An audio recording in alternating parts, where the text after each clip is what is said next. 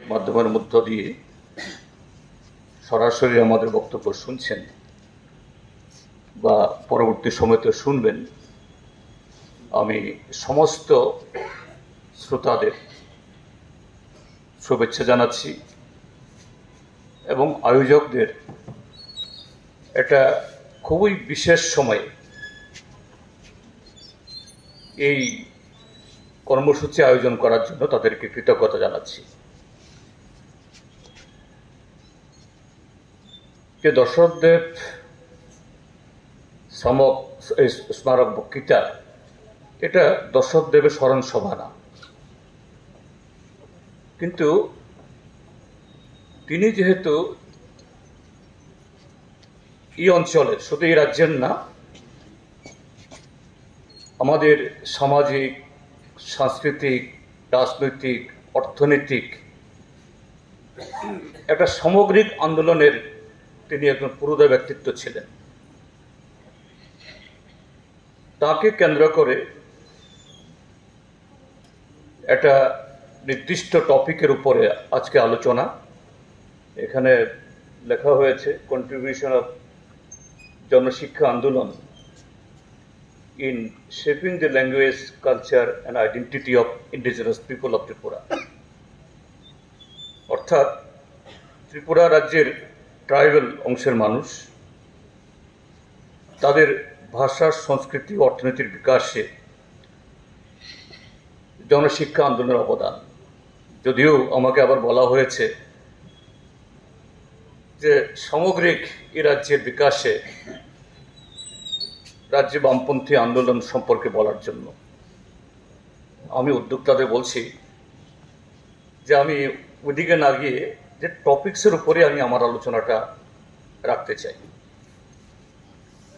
কেননা যে সময়ের মধ্য দিয়ে আমরা যাচ্ছি, শুধু এই রাজ্যে, এই অঞ্চলে বা আমাদের জাতীয় ক্ষেত্রে এই সময়তে কতগুলো ডেভেলপমেন্ট, এটা কোনো অঞ্চলকে কেন্দ্র করে, কোনো একটা জনগোষ্ঠী কেন্দ্র করে হলেও, যে এই সময়তে আমাদের দেশের সামগ্রিক রাজনৈতিক, সামাজিক, অর্থনৈতিক এবং শুধু তা না, যে সামগ্রিকভাবে যে আমাদের দেশের ঐক্য, এই দেশের সংবিধান, এগুলো সম্পর্কে অনেকগুলো প্রশ্ন সেখানে তুলে দিচ্ছে। কাজে এই প্রসঙ্গে জনশিক্ষা আন্দোলনের তার যে ভূমিকা এবং ত্রিপুরাজ্যের মধ্যে শ্রদ্ধেয় দশরথদেবের নেতৃত্বে যে ঐতিহ্য বা যে শিক্ষা আমরা অর্জন করেছি, তা থেকেই এই বিষয়গুলো আমি একটু বলতে চাই। এবং কোন সময়েতে যে আমাদের স্বাধীনতার ৭৭-৭৮ বছরেও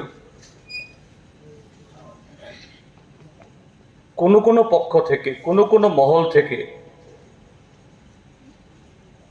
এই আজকে কালকেও এই স্লোগান উঠছে যে ত্রিপুরাজ্যের এই ট্রাইবেলদের, ত্রিপুরাসাদের যদি তার অস্তিত্ব রক্ষা করতে হয়,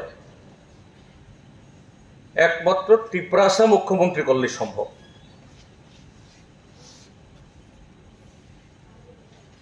আবার কিছুদিন আগে বলা হয়েছিল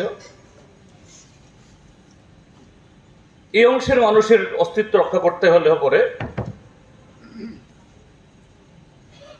ত্রিপুরাসা রাজ্য তথা ত্রিপুরাল্যান্ড গঠন করা দরকার।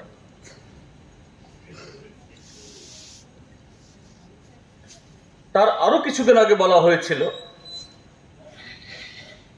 যে ত্রিপুরাল্যান্ড না, ত্রিপুরা রাজ্য না, ত্রিপুরা রাজ্যটাকে পৃথক করা দরকার। এটা আমরা প্রতিদিন আমরা লক্ষ্য করছি। আবার আমাদের পার্শ্ববর্তী রাজ্য আসাম, এই অঞ্চলের সবচেয়ে বড় রাজ্য, আয়তনের দিক থেকেও হয়তো অরুণাচল থেকে আয়তনে ছোট হবে, কিন্তু পপুলেশনে সবচেয়ে বড়। আসামে এখন একটা উত্তাল আন্দোলন চলছে, একটা না, আসামে জটিল ধরনের এই সামাজিক রাজনৈতিক ঘটনাবলী ঘটছে। একটা হলো সেখানকার বর্তমান শাসক দল, তারা বলছে যে আসামের তার যাবতীয় সমস্যা হলো সেখানকার একটা নির্দিষ্ট ধর্মীয় অংশের মানুষ, যদিও তারা সংখ্যালঘু, কিন্তু তারাই মাথা ব্যথা। তাদের ডিটেক্ট করতে হবে, তাদের নাম ভোটার তালিকা থেকে ডিলিট করতে হবে, তাদেরকে ডেপোর্ট করতে হবে। আর সেই শাসক দলের অঙ্গুলি হেলনে তাদের নানা কারসাজিতে আমাদের দেশের অন্যতম সাংবিধানিক সংস্থা ভারতের নির্বাচন কমিশনও এই SIR এর নামে শাসক দলের সে লক্ষ্য পূরণে সে ষড়যন্ত্রে লিপ্ত হয়েছে, যেটা নিয়ে সারা দেশ উত্তাল এবং তার ছায়া আমাদের রাজ্য পড়ছে।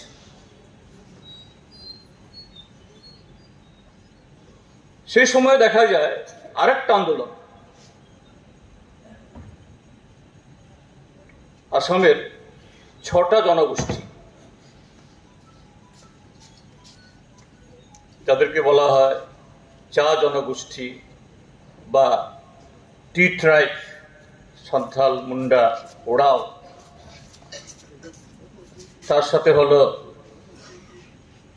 কোচ রাজবংশী, আরো কয়েকটা জনগোষ্ঠী, মটাক, মোরান, অহম। আমি গতকালের মতো আসাম থেকে এসেছি আমাদের একটা সাংগঠনিক কাজ থেকে, আমি খবর নিচ্ছিলাম, এগুলি সবটা আমারও জানা ছিল না যে 6টা জনগোষ্ঠী এখন তারা আন্দোলন করছে, তাদেরকে ট্রাইবাল স্ট্যাটাস দিতে হবে,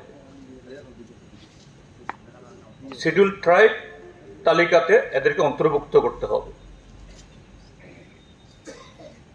এই 6টা জনগোষ্ঠী তারা যদি আবার বিভিন্ন রাজনৈতিক দল, বর্তমান শাসক দল সেখানকার বিজেপি, তারাও,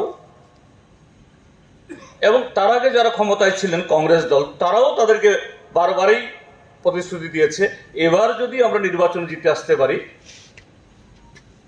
তোমাদেরকে 6 মাসের ভিতরে, 1 বছরের ভিতরে এই ST তালিকাভুক্ত করা হবে। এটা কংগ্রেসও প্রতিশ্রুতি দিয়েছিল বারবার, এখনকার বিজেপিও দিয়েছে, কিন্তু ক্ষমতায় যাওয়ার পর আর কেউ এই পাতা উল্টিয়ে দেখে না। তো তারা আসামে যেহেতু আগামী 2026-এ ভোট আসন্ন, এখন বিশাল বিশাল আন্দোলন করছে, একসাথে 50-60 হাজার মানুষ একসাথে মশাল মিছিল। আমি হিসাব নিলাম তাদের কাছ থেকে, যারা এই 6টা জনগোষ্ঠী যাদেরকে প্রতিশ্রুতি দিয়েও প্রতিশ্রুতি পালিত হচ্ছে না, যারা এখন রাস্তায় নামছে, তাদের টোটাল পপুলেশন কত? তাদের টোটাল পপুলেশন প্রায় 1,75,00,000। আর আসামে যারা এখন এই শিডিউল ট্রাইব হিসাবে স্বীকৃত আছেন, বড়ো, ডিমাসা, আরো কার্বি ইত্যাদি মিলিয়ে তারা 40 লাখ। অর্থাৎ এই 40 লাখের সাথে আরো 1,75,00,000 যুক্ত হলে কত হবে? 2,15,00,000। মানে আসামের মোট জনসংখ্যার 3/2 কেন এই 2.25 কোটি এই জনগোষ্ঠীর মানুষ কেন তারা এই ট্রাইবাল স্ট্যাটাস চায়? কেন আগামী নির্বাচনের আগে ডু অর ডাই এদের আন্দোলন? একটাই কারণ,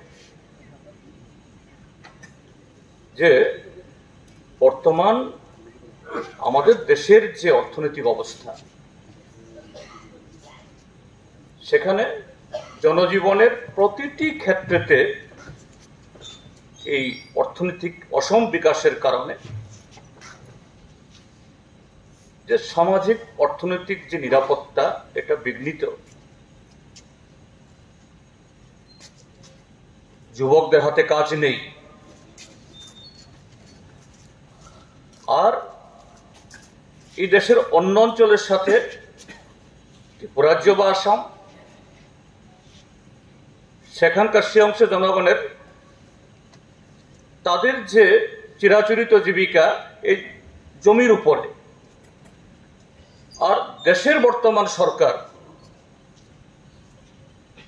গত 11 বছর ধরে বিকশিত ভারত, আত্মনির্ভর ভারত গড়ার জন্য যারা আজকে এই নানা স্লোগান তুলছেন, নানা স্বপ্ন দেখাচ্ছেন, এই সরকার এদের যে তথাকথিত হিন্দু রাষ্ট্র নির্মাণের আড়ালে এদের এক দফা কর্মসূচি, যে এদেশের সমস্ত সম্পদ, এটা খনি হোক বা জমি, নদী হোক বা জলা, এগুলি সবটাই অকাতরে কর্পোরেটে তুলে দাও। আসামেও এই সময়েতে হাজার হাজার হেক্টর জমি আদানি আম্বানিদের কাছে জলের দরে তুলে দেওয়া হচ্ছে, এবং সেটা শুধুমাত্র যারা নন ট্রাইবাল এলাকাতে না, যেখানে জমির উপরে সেরকম সাংবিধানিক কোনো ধরনের রক্ষা কবচ নেই।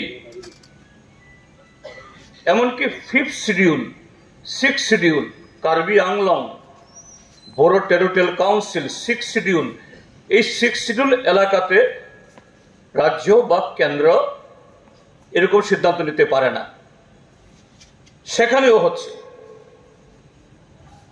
কাজী এই যে শিডিউল ট্রাইব হওয়ার যে তাড়না, তার ভেতরে এটা হলেই যে সব সমাধান হয়ে যাবে না, তাহলে তো ত্রিপুরাতে এই সমস্যাগুলি হতো না। অ্যাটলিস্ট এদের ধারণা হলো এই 2.25 কোটি মানুষ যদি এসটি অন্তর্ভুক্ত হয়, তাহলে এটা 6th শিডিউলের মধ্যে পড়বে। 6th শিডিউল হলে পরে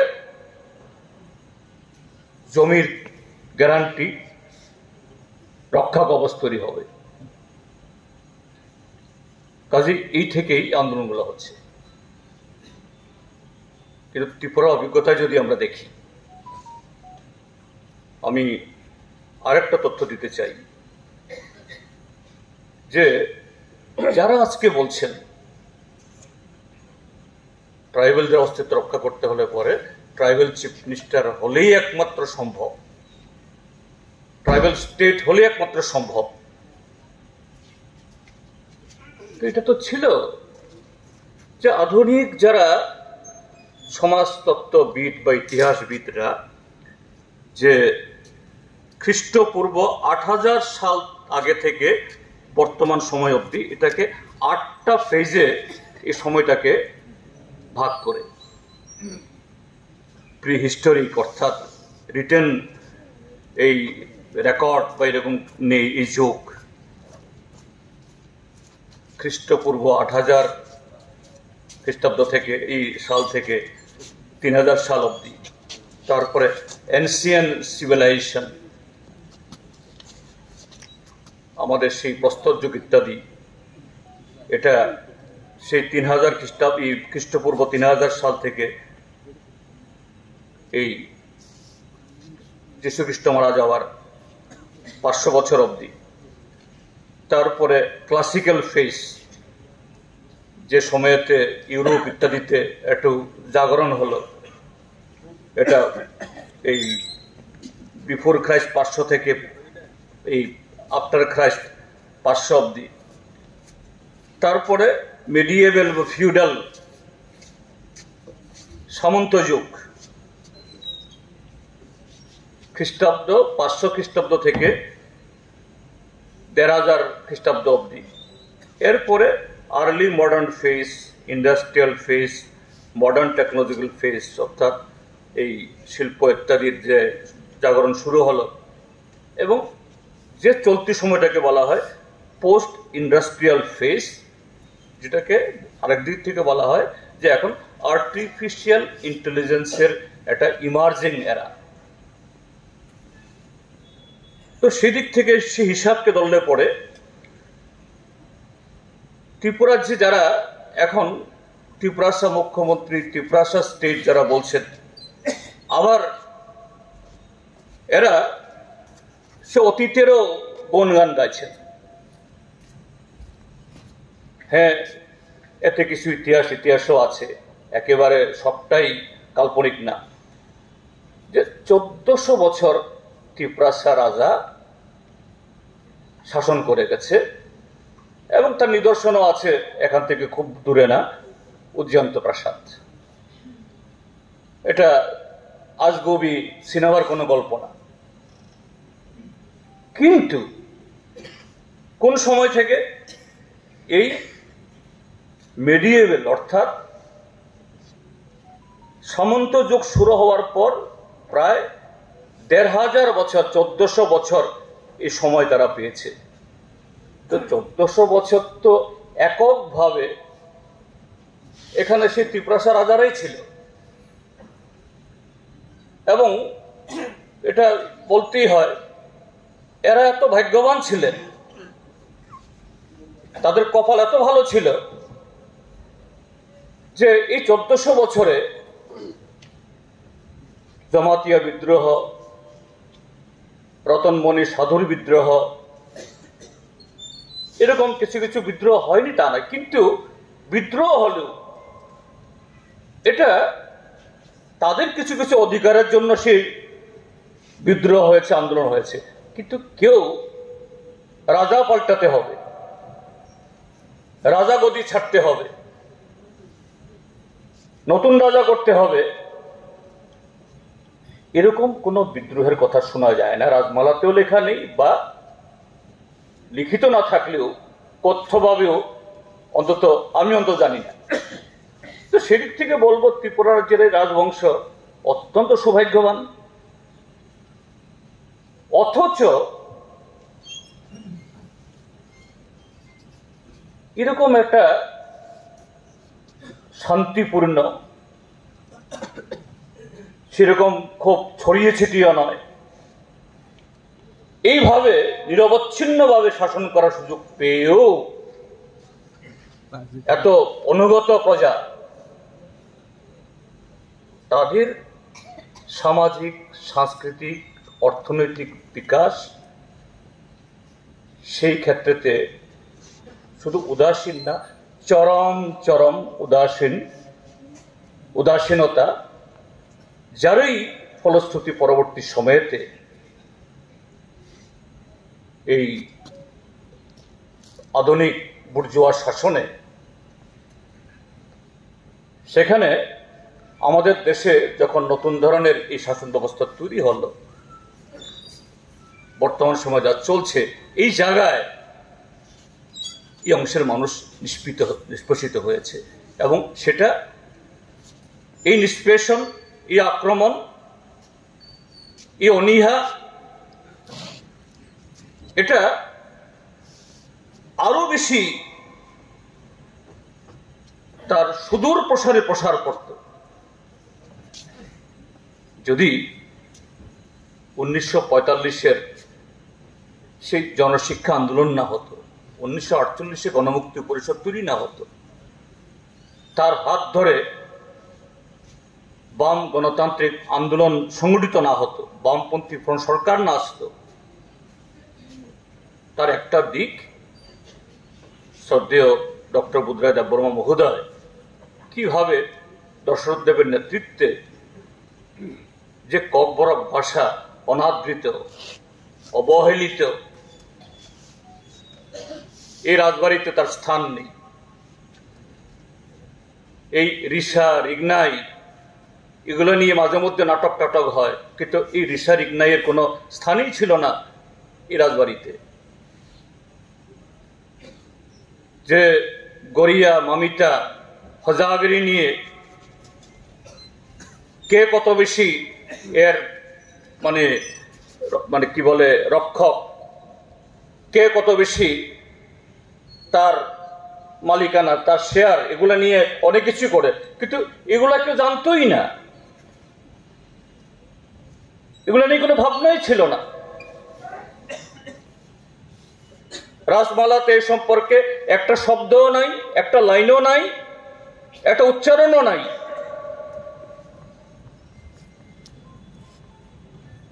এই জায়গাতেই গণমুক্তি পরিষদ, এই জনশিক্ষা আন্দোলন,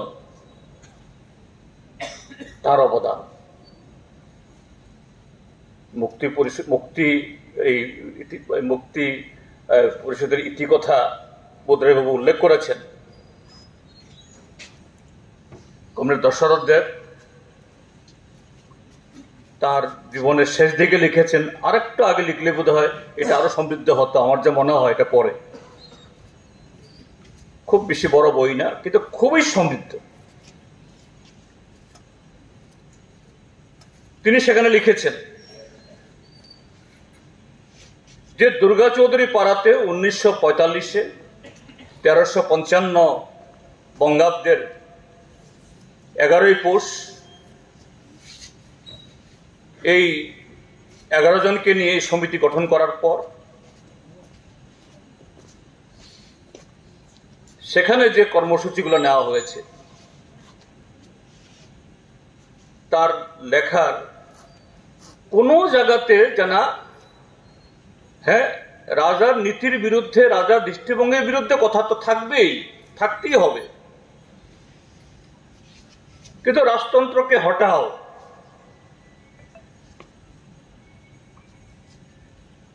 এই শব্দের কোনো জায়গাতে প্রয়োগ দেখিনি।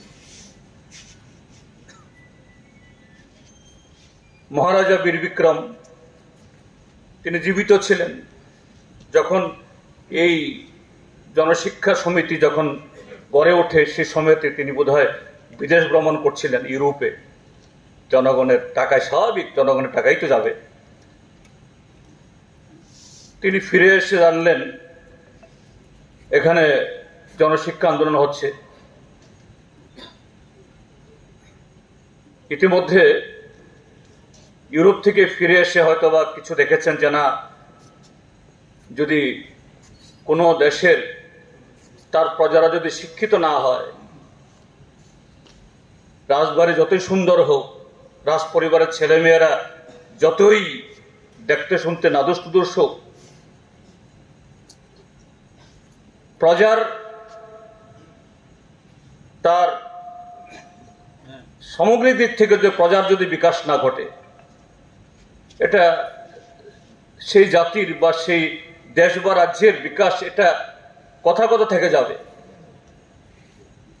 হয়তো সেই উপলব্ধি থেকেই তিনি একটা পদক্ষেপ নিলেন যে না, দ্বিতীয় বিশ্বযুদ্ধ শেষ হয়েছে, ব্রিটিশ সেনার একজন অফিসার ব্রাউন সাহেব ওই সময়তে বোধহয় তিনি এই ত্রিপুরা ইত্যাদিতে যে কোনো কারণে এসছিলেন, যখন ব্রিটিশ সামরিক বাহিনীর ছিলেন সেকেন্ড ওয়ার্ল্ড ওয়ারে, হয়তো তিনি আগ্রহ দেখিয়েছিলেন। রাজা তাকে শিক্ষামন্ত্রী করে গেছেন। ওই সময়তেই জনশিক্ষা আন্দোলন গড়ে উঠেছে। দশরথ দেব, হেমন্ত দেব বর্মদের সাথে যোগাযোগ হয়েছে ব্রাউন সাহেবের। আরে এক্সেলেন্ট ব্যাপার। মন্ত্রী রাজার তখন ছিলেন না, রাজার অনুমতি না নিয়েই বা রাজার তখন নাই, ছিলেন না দেশে। এই জনশিক্ষা সমিতি গড়ে তোলা অনেকগুলো স্কুল, প্রায় 300 স্কুলকে তিনি স্বীকৃতি দিলেন, অর্থাৎ সরকারিভাবে। কিন্তু রাজা এসে শুনে তো পছন্দ করলেন না, ব্রাউন সাহেবকে বিদায় হতে হল। এবং রাজা এটাকে দেখলেন অন্য দিক থেকে, যে না, এই জনশিক্ষা আন্দোলন তো আমার বিরুদ্ধে বিদ্রোহ, আমাকে হটানোর জন্য। তিনি হসম ভোজন, দুর্গাপূজার পরে দশমীর দিনে রাজারা প্রতি বছর এটা করে থাকে। এই হসম ভোজনে সমস্ত সমাজপতি এদের ডাকা হয়, রাজাদের প্রতি আনুগত্য আছে, সবাই আসলেন। কিন্তু এখানে তার এজেন্ডা হয়ে গেল যে না, ত্রিপুর সংঘ করতে হবে। অর্থাৎ ত্রিপুর সংঘ কেন, হঠাৎ করে এরকম একটা সংঘ করতে হবে, গণমুক্তি পরিষদকে আটকাতে হবে। জনশিক্ষা আন্দোলনের যারা নেতারা, তারাও কেউ কেউ আমন্ত্রিত হয়েছেন, তারা এটাকে নেগেটিভ ভাবে নেননি। ঠিক আছে, চলো রাজারে বুঝ, সবাই চলো, এটাকে ব্যবহার করো।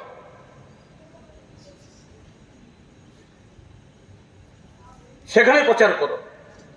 এমনকি যে জনশিক্ষা আন্দোলনের নেতৃত্ব কাউকে কাউকে যাতে ত্রিপুর সংঘের ভেতরে ঢোকানো যায়, অর্থাৎ সেখানে বুঝিয়ে সুঝিয়ে কিভাবে এই সংঘটাকে ইতিবাচক পথে চালানো যায়। কিন্তু মহারাজা বীর বিক্রমটা হতে দেননি।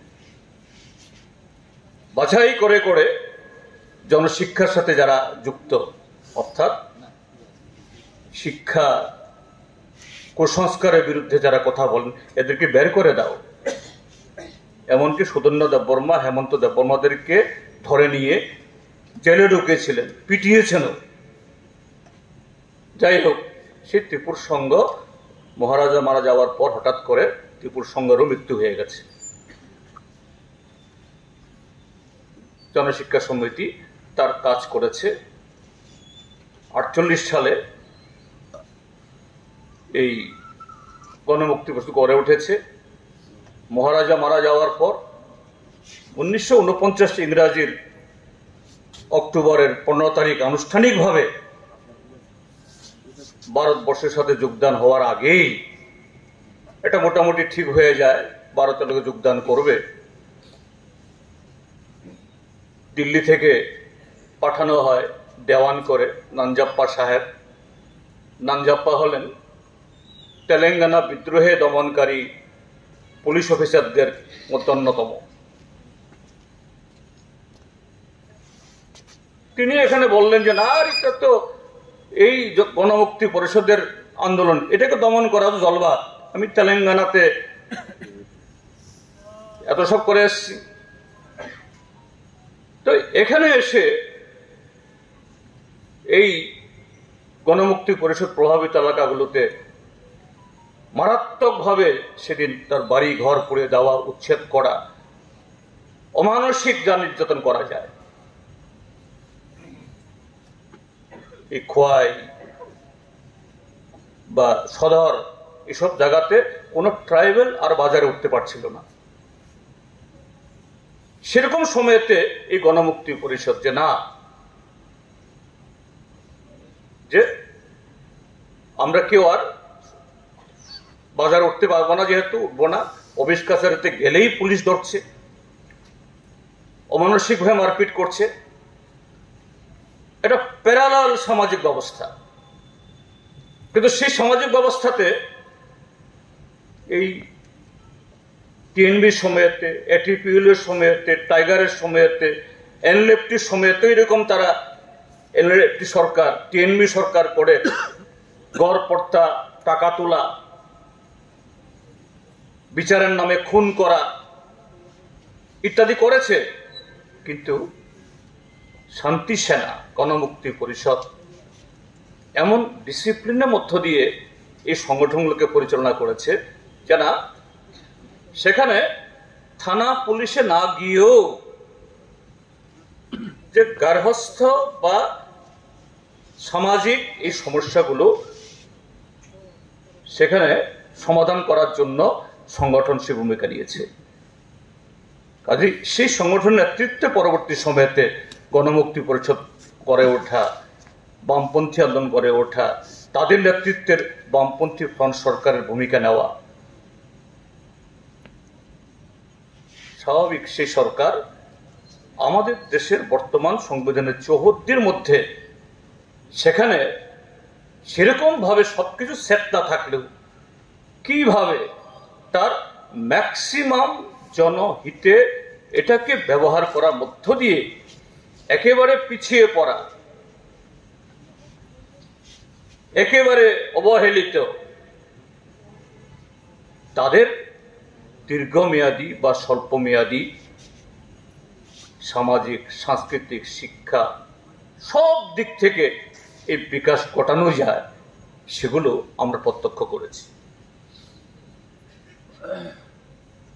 এখন তারা বলছেন, কেউ কেউ এসে, গণমুক্তি পরিষদ কিছুই করেনি, বামপন্থী কিছুই করেনি, যা কিছু হয়েছে 18-র পর কি হয়েছে? হ্যাঁ, 18-র পরেও টাকা পয়সা এখানে কিছু আসেনি তা না, কিছু স্যাংশন আসেনি কিছু না। একদলীয় সরকার থাকলে পরে কিছু কিছু ক্ষেত্রে স্যাংশন তো বেশি আনা যায়, আনা হয়নি তা না, কিন্তু কি হয়েছে? এখনকার বিকাশ কি? এটা অসম বিকাশ। এক শ্রেণীর মুষ্টিমেয় লোক এরা যাতে রাতারাতি পয়সাওয়ালা হতে পারে, এই ধরনের স্কিম, এবং তা থেকে মনের অজান্তেই, আমি কনসাসলি বলবো না, আনকনসাসলি কোনো কোনো মন্ত্রী বলে ফেলছেন, না আমি তো পাই, তো আমরা নিই তো। অর্থাৎ এদের কাছে মনে হচ্ছে এটাই বোধহয় আইন, এটা বোধহয় অধিকার। একেবারে উপরতলা থেকে নিচুতলা অবধি এগুলো হচ্ছে। এগুলো কি থেকে? সবটাই কনসাসলি বলছি না, আমি আনকনসাসলিও বলে ফেলছি সত্য কথাগুলো। তো সেই জায়গায় দাঁড়িয়ে যে এই যে আজকের আলোচনার যে সূত্রপাত করেছে টিওয়াইএফ, আমি ধন্যবাদ জানাচ্ছি কমরেড দশরথ দেব তার নামাঙ্কিত এই স্মারক বক্তৃতায়। আমরা কিভাবে যে অতীতের সে অন্ধকার দিকগুলো, অন্ধকার ভেদ করে জনশিক্ষা আন্দোলন, গণমুক্তি পরিষদের আন্দোলন, বামপন্থী আন্দোলন, এত কিছু যে প্রতিবন্ধকতার মধ্যে দাঁড়িয়েও, বিরোধিতার মধ্যে দাঁড়িয়েও এই ত্রিপুরাজ্যকে দশরথ দেবরা যে মাত্রায় নিয়ে এসেছিল, সাময়িকের জন্য আজকে আমরা আক্রান্ত, সাময়িকের জন্য এটা থেমে গেছে। এটা সে আন্দোলনের উত্তরসূরি। এটা শুধু যারা আজকে এই ঘটনাগুলি করছে, এটা তাদের ক্রমাগত লাগাতার এদের চেষ্টার ফলেই এটা তারা সম্ভবপর করতে পেরেছে, এটা মনে করার কারণ নাই। তার সাথে এটাও বুঝতে হবে, এই আন্দোলনের যারা উত্তরসূরি, এই আন্দোলনের যারা পতাকা বাহক যারা আছি আমরা, এটা আমাদের সাময়িক দুর্বলতা। কিন্তু এতে মন খারাপ করা, এতে একেবারে এখান থেকে উঠে দাঁড়াতে পারবো না আমরা, এরকম মনে করার কোনো কারণ নেই। যে ভুল বা এরকম কোনো দুর্ঘটনা সাময়িক হতে পারে সমাজ জীবনে, ব্যক্তিগত জীবনে, কিন্তু আমরা যদি লাগাতার যে অসম্ভবকে সম্ভব করার জন্য সেই জনশিক্ষা আন্দোলন, পরবর্তী সময়তে গণমুক্তি পরিষদ, বামপন্থী নেতৃত্বরা এই রাজ্যের মধ্যে যে উদাহরণ তৈরি করে গেছেন, সেই মানসিকতা, সে মনোবল, সে আত্মবিশ্বাস নিয়ে যদি এগোনো যায়, অবশ্যই বর্তমান যে অন্ধকার, বর্তমান যে নেতিবাচক যে স্রোত, এ থেকে বেরিয়ে আসা যায়। এবং সেই জায়গায় সবচেয়ে প্রধান শর্ত গণতন্ত্র পুনরুদ্ধার। গণতন্ত্র না থাকলে, শুধু ব্যক্তি কেউ ভালো থাকলেও সেখানে কোনো অংশের মানুষ সুরক্ষিত হয় না। আজকে ত্রিপুরা তার সবচেয়ে উজ্জ্বল উদাহরণ। এবং গণতন্ত্র না থাকলে যে মানুষ, মানে যে কোনো অংশে হোক, কিভাবে এই মানে প্রতারিত হন। আরেকটা এক্সাম্পল এই সময়টি আপনারা দেখেছেন, লাদাখ, কাশ্মীরের বর্তমান যারা রাজনীতি করছেন আরএসএস বিজেপি, তাদের লক্ষ্য চরিতার্থ করতে গিয়ে 370 ধারা বাতিল হয়েছে। কাশ্মীরকে 2 টুকরা করা হয়েছে, তার 1 টুকরা লাদাখ।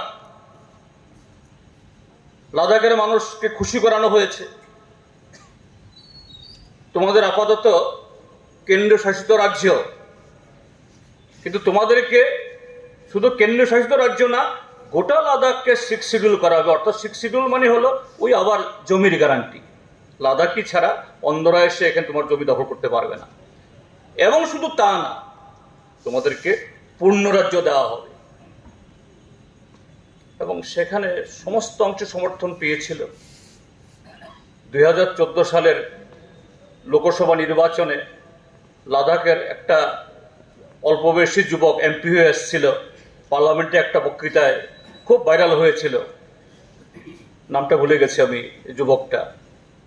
অর্থাৎ বিজেপি ছাড়া আমরা যারা সংখ্যালঘু, আমরা যারা মার্জিনালাইজড, আমাদের কেউ কথা কেউ ভাবে না। এই ত্রিপুরাজ্যেও এখানে যারা এরকম এই মানে পরিচিতি সত্য রাজনীতি করে, তাদের কাছে উদাহরণ হলো লাদাখের সে এমপি পরে নির্বাচনে হেরে গেল। কেন হারলো? কারণ যে স্বপ্ন দেখিয়ে স্বপ্নের এরোপ্লেনে চড়িয়েছে তাকে, কারা স্বপ্ন দেখিয়েছে? RSS BJP. এদের যে রাজনীতি, হিন্দু হিন্দি হিন্দুস্থান, এই রাজনীতিতে যারা এই মনস্থিতিতে বিশ্বাসী, তারা কি করে লাদাখের লোকদেরকে সে অধিকার দেবে? দেয়নি। আরেকজন আন্তর্জাতিক পরিবেশবিদ সুনাম ওয়াংচুক, তার সম্পর্কে ভিন্ন ভিন্ন কথা আছে। তিনি এনজিও করেন, কিন্তু আবার কিছু ভালো ভালো কাজও করেন। আমি খারাপ দিক বলবো না, ভালো দিকটা আমি বলবো। একটা মানুষের ভালো গুণ খারাপ গুণ থাকে, আমি খারাপ গুণটাকে উল্লেখ করব কেন? ভালো গুণটাকে উল্লেখ করব। সে ভালো গুণটা কি? যে সুনাম ওয়াংচুক, যে এই লাদাখ একটা ফ্রেজাইল ইকোলজিক্যাল এরিয়া, হিমালয়ের উপরে বছরের বেশিরভাগ সময় এই বরফ আবৃত থাকে। এই বরফ যদি গলে যায় একটা সময়তে, গঙ্গা শুকিয়ে যাবে, মরুভূমি হবে। সে কিভাবে বিকল্প এই যে কি বলে মানুষের জীবন ধারণ করার জন্য পদ্ধতির জন্য ভালো নাম করেছেন। একটা ইউনিভার্সিটি খুলেছেন। সেই ইউনিভার্সিটিতে, পৃথিবীর সব ইউনিভার্সিটিতে অ্যাডমিশনের ক্রাইটেরিয়া কি? ভালো স্টুডেন্ট, মেরিটোরিয়াস। আর তার ক্রাইটেরিয়া হলো সবচেয়ে কম নাম্বার পেয়ে যে ফেল করেছে সে 1 নম্বর স্থান পাবে। পাস করা না, ফেল করা তার এখানে চান্স পাবে। আন্তর্জাতিক পুরস্কার পেয়েছে। সেও এবার খাপলারি, আমাদেরকে 6 শিডিউল দেবে, আমাদেরকে পূর্ণ রাজ্য দেবে। আর এখন এই ত্রিপুরার ভিলেজ কমিটির মতো সেখানকার ভিলেজ কমিটির ভোটও হয় না। সেখানে যে 7 শিডিউল মোতাবেক এডিসি ছিল, এডিসি মুখ থুবড়ে পড়ে আছে। শান্তিপূর্ণভাবে সে হাঙ্গার স্ট্রাইক বসলো অনেক লোককে নিয়ে, আর এখন তাকে এনআইএ,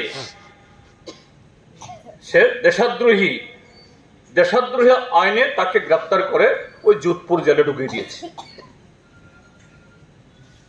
এই হলো বর্তমান শাসক দল, তাদের চরিত্র। কাজে সেই জায়গায় কি ত্রিপুরা, কি আসাম, কি লাদাখ বা ছত্তিশগড়, এসব জায়গাগুলোতে প্রান্তিক জনগোষ্ঠী, তাদের বাঁচার গ্যারান্টি একমাত্র গণতন্ত্র। গণতন্ত্র না থাকলে, এমনকি আইন তৈরি হলো, ত্রিপুরা যে 6 শিডিউল আছে, ত্রিপুরা যে আইন আছে, আইন থাকলেও এই আইন বোতা। এই আইন চোখে দেখে না, কানে শুনে না, এই আইন কথা বলে না। কাজে এই গণতান্ত্রিক বাতাবরণ, এটাকে শক্তিশালী করতে হবে।